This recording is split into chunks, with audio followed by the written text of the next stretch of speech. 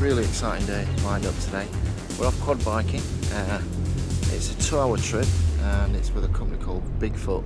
So we're really looking forward to this. It's going to be mega exciting, I guess. And hoping to get a little bit muddy, a bit wet maybe. Who knows? We're going to have some nice places to visit along the way. So let's go quad biking.